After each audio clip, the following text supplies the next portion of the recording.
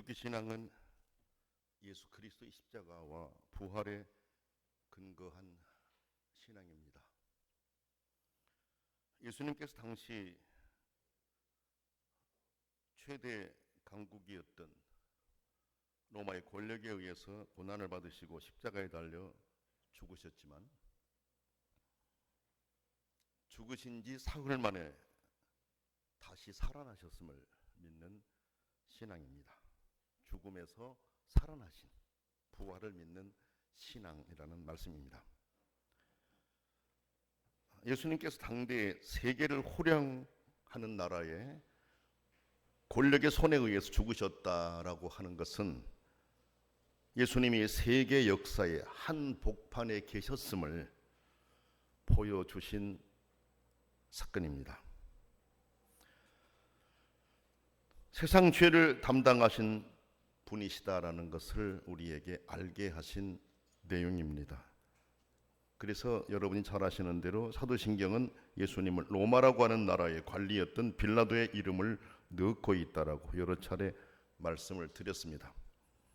그에 의해서 고난받으셨음을 밝힌다라는 의미입니다. 여러분, 역사 속에 예수님을 소개하고 있는 것은 예수님이 신화적인 인물이 아니라는 것입니다. 예수님은 신화적인 종교가 그려낸 그런 분이 아니라 역사 안에 실존하신 분이셨다라고 하는 것을 세상으로 알게 하신 것입니다.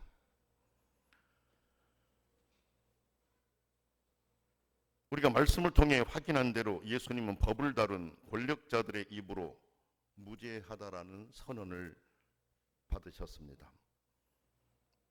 본래 죄가 없으시지만 최고 법의 근거로도 죄가 없으심이 확인되었다라는 것입니다. 로마의 법이 당대 최고의 법이었으니까요. 그런데 죄가 없으신 분을 죽인 것입니다. 무죄하신 예수 그리스도께서 죄송합니다. 죄가 없으신 예수 그리스도께서 죄가 있는 것처럼 죽으신 것은 죄 가운데 있는 세상을 구원하기 위함이셨습니다. 예수님은 죽음의 권세를 깨고 살아나셨습니다. 부활하셨습니다. 예수님의 다시 사심은 모든 사람을 당황하게 했고 세상을 놀라게 했습니다. 인간의 형성되어 있는 사고로는 이해할 수 없는 일이 일어났기 때문에 그렇습니다. 여러분 성경을 보면 예수님께서는 이미 죽은 지 나흘이나 되는 나사로를 다시 살리신 능력을 앞에서 보여주셨습니다. 요한복음 11장에 나옵니다. 그런데 이제는 예수님이 직접 살아나신 것입니다. 그러시면서 예수님의 다시 사심은 부활의 첫 열매다. 고린도전서 15장 20절에서 그렇게 말씀하고 있습니다. 여러분 고린도전서 15장을 제가 읽어볼게요. 16절부터 보면은 만일 죽은 자가 다시 살아나는 일이 없으면 그리스도도 다시 살아나신 일이 없었을 터이요. 그리스도께서 다시 살아나신 일이 없으면 너희의 믿음도 헛되고 너희가 여전히 죄 가운데 있을 것이요. 또한 그리스도 안에서 잠자는 자도 망하였으리니 만일 그리스도 안에서 우리가 바라는 것이 다만 이 세상의 삶뿐이면 모든 사람 가운데 우리가 더욱 불쌍한 자이니라. 그러나 이제 그리스도께서 죽은 자 가운데서 다시 살아나서 잠자는 자들의 첫 열매가 되셨도다. 이렇게 말씀하고 있습니다. 기독교 신앙이 이 세상적인 것뿐이라고 하면은 믿는 사람들이 손해보고 살 거 아니냐라는 말씀입니다. 다른 사람들이 하는 것들 하지 못하고 절제하면서 다른 사람들이 안 하는 것들 시간 들이고 물질 들이고 여러 가지를 하며 살아간다라는 것이죠. 그러나 예수 그리스도의 부활이 있기 때문에 우리가 지금 이 순간을 살아가면서도 행하는 모든 일들이 내게 복이라는 것을 깨닫고 느끼고 믿음 생활을 한다라는 것을 우리에게 알려주신 것입니다.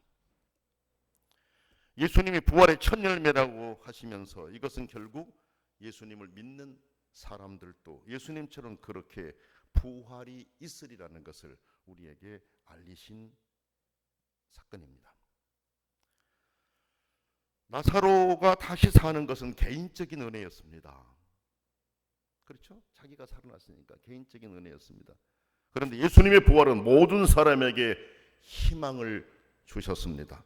예수님이 나사로를 살리신 것은 부활하신 예수님이 우리 모두에게도 그런 영광을 주실 능력의 주님이시라고 하는 것을 우리에게 미리 보여주셨던 것입니다. 내가 죽지만 다시 살아나 새로운 세계에서 새롭게 산다라고 하는 것은 예수 그리스도를 믿는 이들에게 말할 수 없는 소망을 가지게 됩니다. 사실 죽음처럼 두려운 것이 어디 있겠습니까? 이 세상의 끝이라면 말입니다. 어느 분이 그런 말씀을 하시더라고요. 기독교 신앙이 좋은 줄 알았는데 사랑하던 사람이 죽고 나니까 이렇게 좋은 신앙이 또 있을까 하는 생각을 가졌습니다라는 말씀을 하시더라고요. 왜 그럴까요? 죽음으로 끝나버린 것이 아니라 나도 언젠가는 죽고 다시 만난다라고 하는 소망이 있으니까. 그 전에는 이 신앙적인 거 어떤 그 교리적인 걸로 알고 있었지만은 막상 사랑하는 사람이 세상을 뜨고 나니까 기독교 진리가 얼마나 내게 힘이 되는지 모르겠다 이런 말씀을 하시더라고요. 그렇습니다, 여러분. 기독교 신앙은 부활의 신앙입니다. 우리에게 새 생명, 새로운 세계가 있다라고 하는 것을 말씀하시는 진리입니다. 그래서 그리스도인들은 분명한 소망을 가지고 오늘 또 믿음의 길을 가고 있습니다. 소망이 있기에 우리는 부활신앙으로 오늘을 사는 동안에도 믿지 않는 사람들과 다른 자세로 살아가고 있습니다. 물론 미래만을 바라보는 것이 아닙니다. 오늘을 살아가는 동안에도 부활의 능력이 임하기를, 우리 삶 모든 부분에 있어서 새로운 일들이 일어나기를 기대하면서 믿고 바라고 살고 있습니다. 그래서 자원하여서 믿음의 일을 행하고 즐거운 마음으로 믿음의 길을 걸으면서 행복해 합니다. 여러분이 믿음 생활을 하면서 내가 기뻐서 하는 일들이 더 많지 않습니까? 내가 행복해서 하는 일들이 더 많지 않습니까? 그리고 믿음의 일을 행하면서 내가 행복하지 않습니까? 내가 만족하지 않습니까? 기쁘지 않습니까? 여러분 그렇지 않습니까? 이것은 내가 은혜 받았다는 증거입니다. 내가 하나님의 자녀라는 증거입니다. 그렇죠? 내 마음대로 되는 일이 아닙니다. 하나님의 은혜로 되는 것입니다. 죽은 자가 다시 살아난다는 진리는 세상에 그 누구라도 쉽게 믿기 어려운 진리입니다. 그러나 그 진리는 진실입니다. 사실입니다. 그 사실은 예수님이 부활하시던 처음의 상황부터 믿지 못했습니다. 믿기가 어려웠습니다. 여러분 성경을 보면요, 예수님 부활할 때 그 처음 상황에 사람들이 예수님 부활을 믿었다라고 말씀하지 않습니다. 다 믿지 못했습니다. 그때 그 사람들은 예수님으로부터 여러 번 직접 부활의 말씀을 들었던 사람들입니다.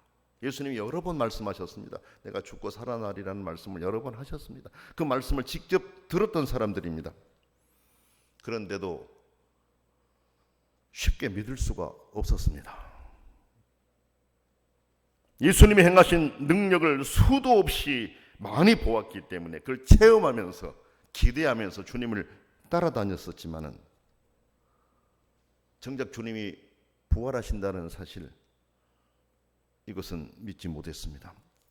앞에서 말한 것처럼 죽은 지 나흘이나 된 사람을 살리신 기적도 보았습니다. 죽은 지 나흘이나 된 나사로를 살렸더라고 성경이 말씀하고 있지 않습니까? 그 기적을 보았어요. 그때 그 일과 지금 일이 어떤 차이가 있습니까, 여러분? 그때는 예수님이 살아계셔서 능력을 행하셨지만 지금 상황은 그 능력을 행하신 그분이 죽어버렸습니다. 땅에 묻혀버렸습니다. 그래서 그 능력을 기대하기가 어려웠다라는 것입니다. 그분이 계실 때는 그분이 이런 일을 하신 것을 보았기 때문에 또 다른 일도 하실 것이라고 생각하고 있었지만은 가장 처참하게 가장 힘없는 모습으로 십자가에 달려 죽어버리고 무덤에 묻혀버리게 되니까 희망이 사라지게 된 거였죠. 그래서 믿기가 어려웠다라는 것입니다. 여기까지가 인간이 가진 한계이기 때문에 그렇습니다. 그 이상부터는 믿음으로만 받아들여야 될 단계입니다.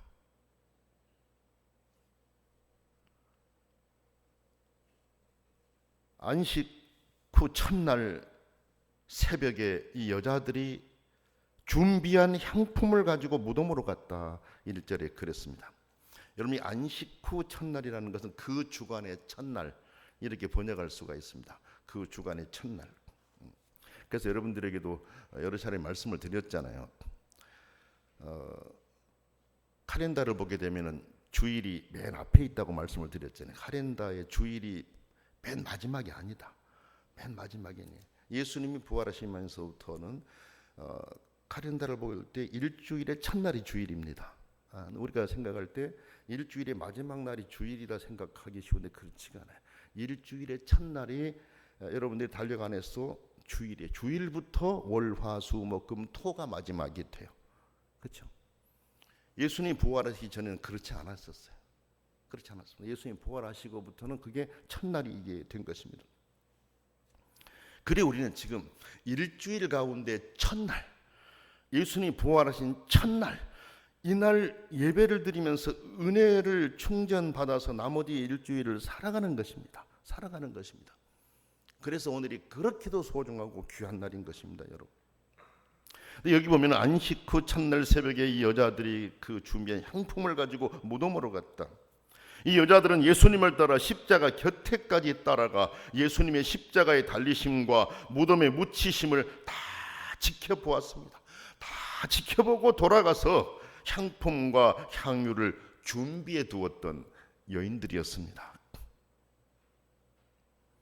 계명에 안식일은 쉬게 되어 있었기 때문에 그날은 쉬고 안식일이 끝난 날 새벽에 준비해 두었던 향품과 향유를 가지고 자신들이 확인해 두었던 무덤을 찾아간 것입니다.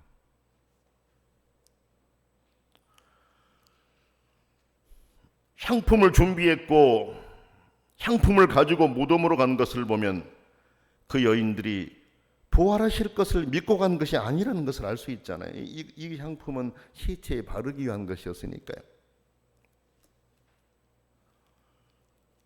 주님 살아생전에 부활을 가르치셨지만 여인들에게는 실제로 그 믿음이 아직 없었다라는 것이죠. 무덤을 찾은 여인들은 돌이 무덤에서 옮겨진 것을 보고 들어갔다 그랬습니다. 그런데 예수님의 시신이 보이지 않자 이로 인해 근심했다 그랬습니다.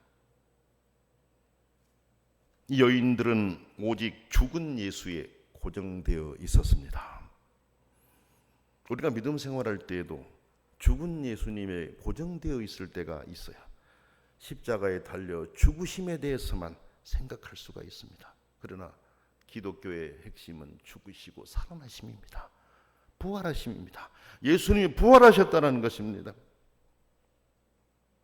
그래서 여러 차례 말씀을 드린 대로 기독교의 사순절은 있는데 고난까지의 40일 동안의 고난 아픔이 있는데 부활은 부활절을 하루로 끝나버린다는 게 너무 아쉽다. 이런 말씀을 늘 드렸습니다. 그래서 저는 부활 이후에도 부활 찬송을 계속 쭉 부릅니다. 한 곡씩은 꼭 넣어서 부릅니다. 어느 단계까지 꼭 부릅니다. 부활이 기독교 신앙의 핵심이기 때문에 그렇습니다. 사실 부활절을 중심으로 해가지고 축제의 분위기가 한 달 이상 가야 된다고 봐요. 그 기독교 문화를 만들어 가야 된다고 봐요. 그게 그리 쉬운 일이 아닌지 지금까지 그게 잘 되어지를 않고 있습니다. 아무튼 여인들은 죽은 예수님에게 시선이 고정되어 있었어요. 그러나 부활의 신앙은 아직 없었지만 여기까지 행한 것만 보더라도 주님을 향한 그 여인들의 마음이 대단했다라는 거 부인할 수가 없을 것 같습니다. 부활 신앙이 확고하게 선다면 이 여인들이 어떤 삶을 살아갈 수 있을지를 우리로 미리 보게 합니다. 그렇지 않습니까? 여인들이 근심하고 있을 때 두 천사가 곁에 서서 여인들을 질책하며 예수님이 갈릴리에 계실 때 하셨던 말씀을 기억하라고 하면서 예수님의 부활을 알렸습니다. 5절에서 6절 말씀 보게 되면 그 내용이 나옵니다. 예수님이 살아계셨을 때 부활하실 것이라고 말씀하신 것은 누가복음 9장 22절에 나와요. 그러니까 누가복음 9장 22절의 내용 말씀을 기억하라. 지금 그렇게 하는 것입니다. 여인들은 예수님의 말씀을 기억하고 이 모든 것을 열한 사도와 다른 이들에게 전했습니다.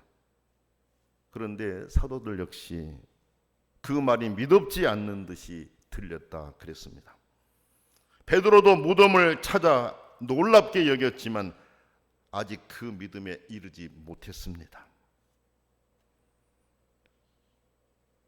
여인들과 제자들은 처음부터 부활의 사실을 알고 믿고 기다렸어야 했는데 그렇지 못했다라는 것이죠. 그래서 예수님은 그들에게 부활의 신앙을 갖게 하시려고 부활 후에도 지속해서 그들을 찾아가서 만나셔서 부활하신 모습을 보여주셨습니다. 내가 부활했다라고 하는 것을 계속해서 보여주셨습니다.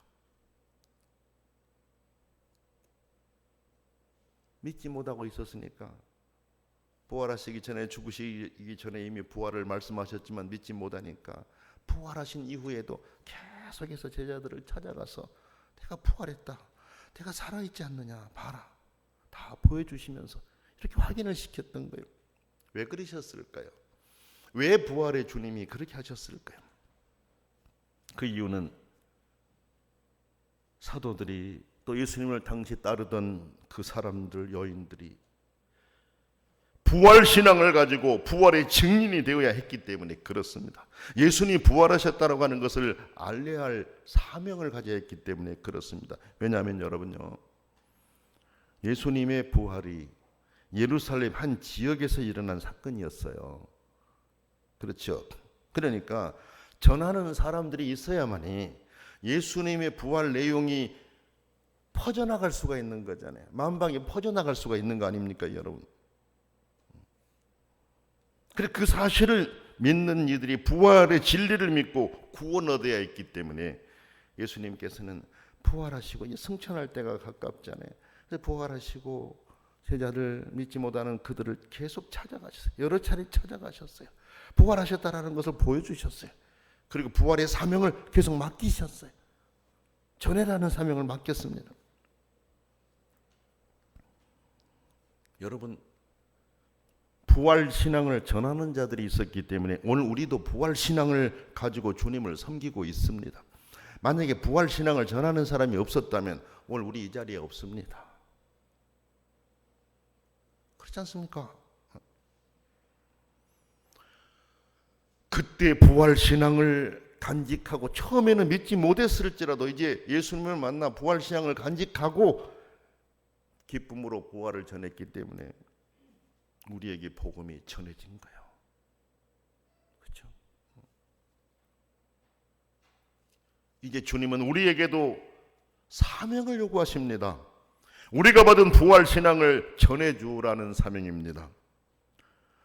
우리도 먼저 믿는 믿음의 선배들로부터 부활 신앙을 전수했으니까 이제 또한 이 진리를 전해줘야 됩니다.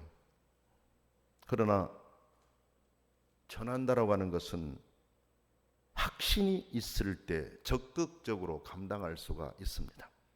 내가 부활신앙에 대한 확신이 있을 때, 속에서 불타는 열정이 있을 때 우리들은 부활신앙을 전할 수가 있는 것입니다. 나도 부활신앙에 관해 확신이 없는데 어떻게 그 신앙을 자신 있게 사람들에게 전할 수가 있겠습니까?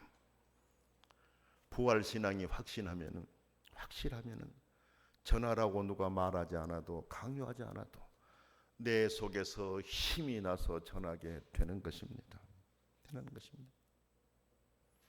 우리는 확실한 부활신앙을 가지기 위해 예수님을 만나야 됩니다. 예수님 당시 제자들이 부활신앙이 없었는데 계속 예수님이 만나주셔서 부활신앙을 가졌지 않습니까, 여러분? 우리는 부활신앙 갖기 위해서 예수님을 만나야 돼요. 우리는 성경을 통해 부활하신 예수님을 이제 만날 수가 있습니다. 부활하신 예수님이 제자들과 만난 사람들을 찾아가 만나신 사건이 성경에 다 기록되어 있습니다.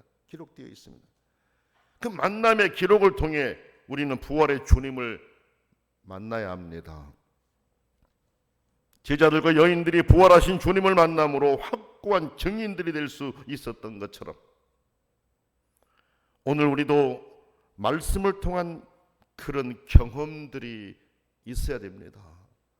그래 기독교 신앙은 말씀의 종교라고 그럽니다. 여러분들이 하나님의 말씀 부여잡고 하나님 말씀에 깊이 빠져들어갈 때 그때서야 비로소 내 신앙이 체계적으로 세워질 수가 있는 것입니다.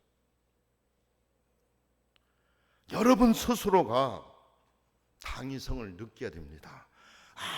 아무리 말씀으로 예수님을 만나십시오, 말씀을 가까이 해도 여러분 스스로가 이건 필요해, 해야 돼, 반드시 필요해라는 생각이 없으면은 말하는 사람이 오히려 싫어질 수가 있어요. 그렇습니다. 내 스스로의 내 안에서 내가 그런 마음을 가져야 돼요. 그래야만이 누가 말하지 않더라도 내가 말씀으로 들어가는 거죠. 말씀으로 들어가서 예수 그리스도를 만나고 부활하신 예수님이 내게 뭐라고 말씀하시는가를 내가 듣게 된다는 것입니다.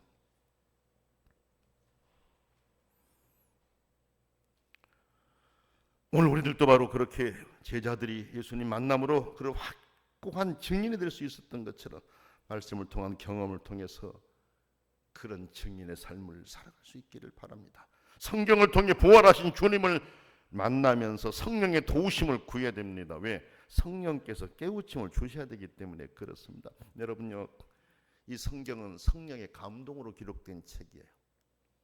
그냥 사람이 머리로 쓴 책이 아닙니다. 성령의 감동이 없이는 이 말씀을 우리가 이해하기 어렵습니다. 그래서 기도드리는 것입니다. 말씀드렸잖아요. 어르신들 글을 알면 얼마나 많이 알겠습니까? 그런데도 더듬더듬 성경을 읽어 내려가면서도 아멘 은혜 받지 않습니까? 성령께서 도와주시기 때문에 그래요. 성령께서 역사하시기 때문에 그래요. 그래서 성령의 감동으로 기록된 책이기 때문에 성령을 의지하면서 성경을 읽어 내려가면서 예수님 만나게 해주십시오. 이 안에서 예수님이 내게 말씀하신 거 발견하게 해주십시오. 이렇게 기도하면서 말씀을 읽어 내려갈 때 우리는 놀라운 능력을 체험하게 된다라는 사실을 알아야 됩니다. 부활신앙은 제자들의 삶을 변화시켰습니다. 부활을 믿지 못했을 때는 절망하고 우울했지만 부활하신 주님을 만난 후에는 속에서부터 솟아나는 기쁨을 찾았습니다. 두려워 떨었던 자들이 담대해졌습니다. 예루살렘 초대교회를 보세요. 베드로를 보더라도 그렇습니다. 오늘 우리 모두도 마음을 활짝 열고 확고한 부활신앙으로 채워갑시다. 우리가 내 안에 있는 부활신앙의 확고함이 다른 사람들에게 퍼져나가도록 전하는 삶을 살자라는 말씀입니다. 그리고 부활신앙을 간직했던 사람들의 삶에 놀라운 변화들이 있었던 것처럼 부활하신 주님께서 능력으로 함께 하심으로 여러분의 삶 속에도 크고 귀한 놀라운 일들이 일어날 수 있기를 축원합니다.